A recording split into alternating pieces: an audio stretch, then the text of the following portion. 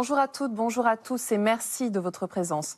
Nous sommes ravis de vous accueillir ce dimanche matin sur le plateau de Sagesses bouddhistes pour vous présenter un documentaire unique sur la rencontre improbable entre deux mondes, celui de la sculpture moderne et du bouddhisme. Yangsi Rimpoché, un grand maître tibétain né au Népal, réputé pour son érudition, est en charge du Maitripa College de Portland. Il nous entraîne à la découverte de l'œuvre de Pierre Sabatier, disparu en 2003. Ce sculpteur phare des années 70, habillé de fonte, d'inox ou de cuivre, l'architecture des Trente Glorieuses. Aujourd'hui, ces décors monumentaux suscitent un fort regain d'intérêt. Cette immersion dans l'art et la lumière nous amène à nous questionner sur de grands thèmes, comme l'impermanence ou encore la place de l'homme dans l'univers. Je vous propose de suivre Anouk Burel, qui nous invite, tout en douceur, dans ce voyage humain, artistique et spirituel.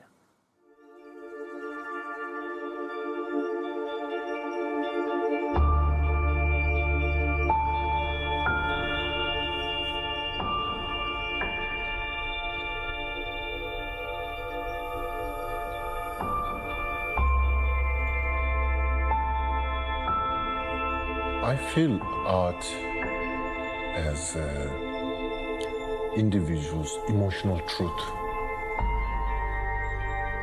of the heart. And it's a natural state of a mind which is trying to capture a natural state of a reality.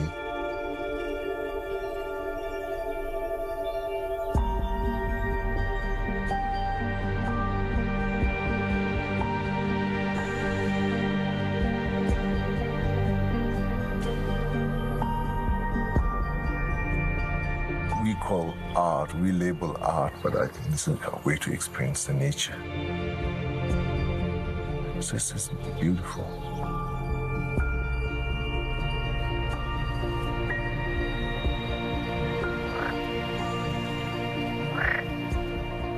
Okay, excuse me.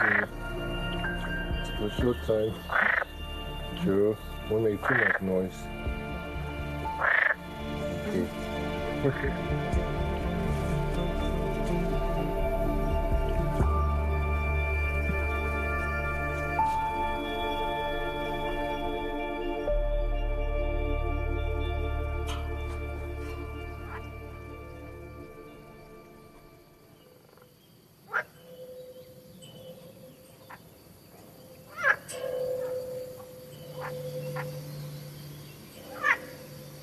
Art is not necessarily as a visual, but is much more as a whole sense can experience the art. You know, hear the light, the water, the wind, and everything.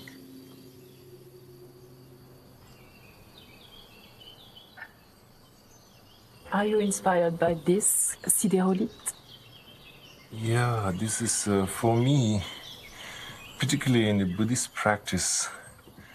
We have a observing light into yourself, you know, like Buddhas and Bodhisattvas, they're sending blessings, and in the guidelines they say it's from the whole directions. It's not only from above, it's beneath. It's there's a way of saying Buddhas and Bodhisattvas from 10 directions, which includes upper and the lower part both. And in the literatures, they say some are big, some are small. There's many different. So some walls are big, some are small. This will be, if you put in a visual, I think this will be perfect. Very beautiful.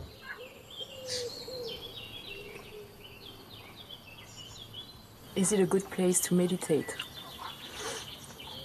I think so. I mean, where he located this, above the water, you can still see the water, you can smell the water, and then you have the space. Usually, some of the meditators, their caves, they go really high and very spacious. But here is not necessarily very spacious, but it is internal. It's very, very intimate into the nature, just kind of inviting in instead of you going out and kind of experiencing. I think, particularly this kind of absorption of the blessing of the universe, I think would be really good for visualization. Visualization meditation, I think would be really good.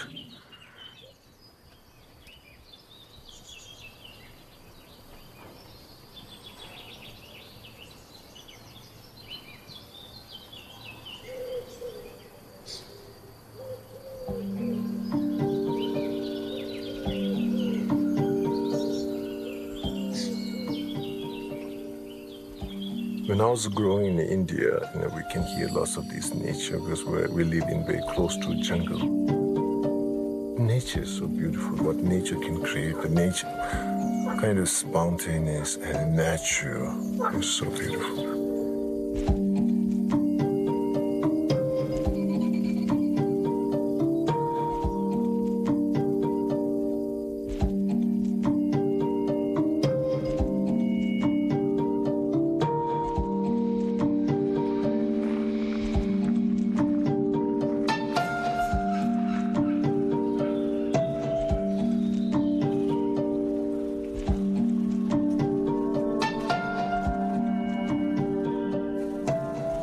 The work of Pierre Sabatier?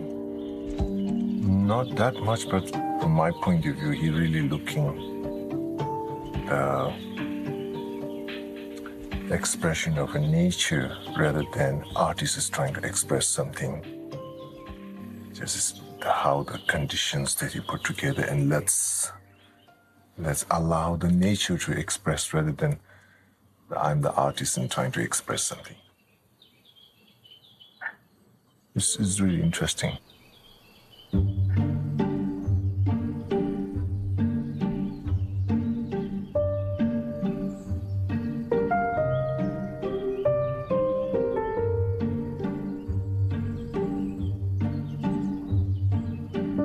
Could you please explain that being an artist and doing arts doesn't really need ego?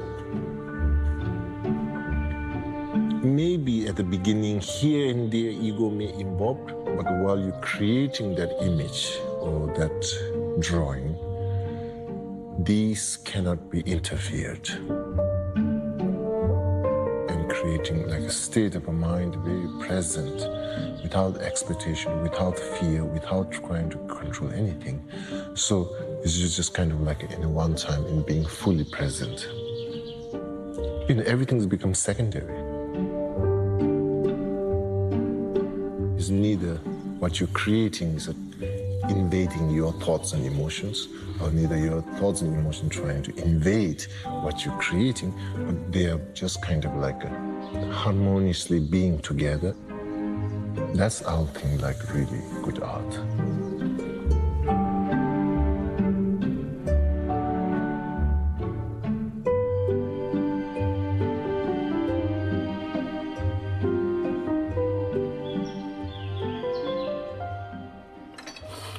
Do you think that Pierre Sabatier should have been a little bit spiritual to create?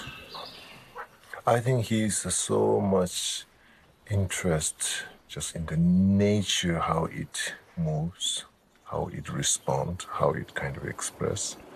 And not necessarily he himself as a spiritual. The spirituality is really mind to relax and allow. So element of a spirituality is definitely there.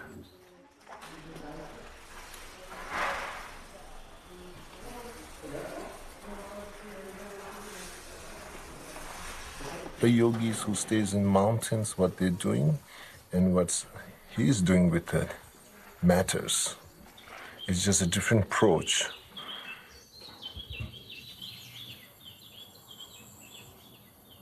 There are many Buddhist teachers and masters who are artists. Are you an artist yourself? I think my point of view, anybody thinks I'm an artist, they lose the skill of art. So, no, I don't think so. I consider myself as an artist. There's so many great masters create poem Yeah, like for example, I would say Maitripa can be great artists. What inspires you? And who inspires you? For me, I really like when I do photography. I really like, sometimes you do this kind of like a, image with the depth of the field. You have becomes blurred, and there is a concentration. But I like that kind of image very much. Usually in Buddhism, Dharma arts, there's not so much abstract. It's much more kind of like vivid and detailed. But sometimes, like for example, one of the most important in Buddhist philosophy, and through the color it represents, is just blue color. It's very simple. It's just the blue color. It's just a blue color. There's not just, that is the, that art which represents kind of nature, reality, what everything comes and everything dissolves.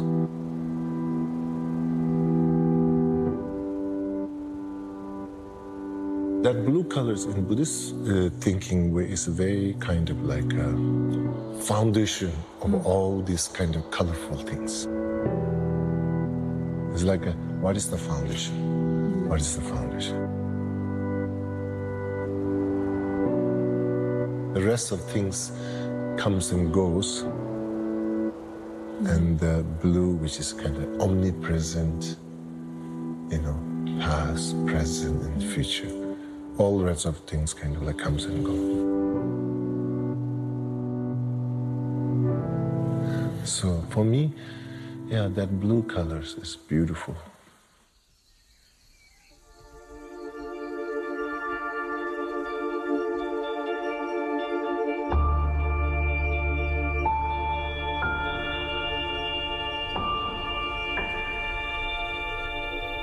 What is the purpose of art? I think, art we can use to many different purposes in our life.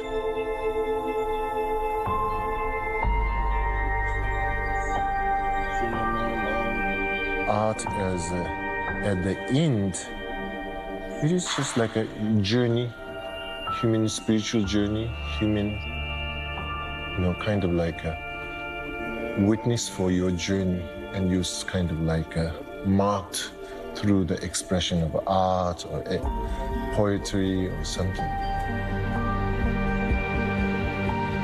Basically, observation of a journey.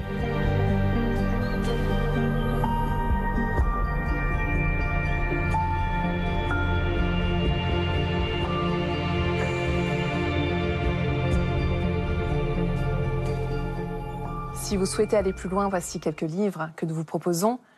Atteindre l'éveil de Yangsi Rinpoché aux éditions Vajrayogini. Il s'agit des enseignements donnés en 1999 sur la voie progressive qui mène à l'illumination, le Lamrim. C'est un résumé parfait de tous les enseignements du Bouddha Shakyamuni et de leurs commentaires. Pierre Sabatier, sculpteur, de Domitil d'Orgeval chez Norma Édition. Vous y retrouverez de très nombreuses illustrations en couleur ou noir et blanc de ses créations. Et enfin, pour continuer cette exploration de l'œuvre de Pierre Sabatier, une œuvre de la matière. C'est la fin de cette émission. Vous pouvez la revoir pendant 1 mois sur France Télévisions. Nous vous souhaitons une très, très belle journée.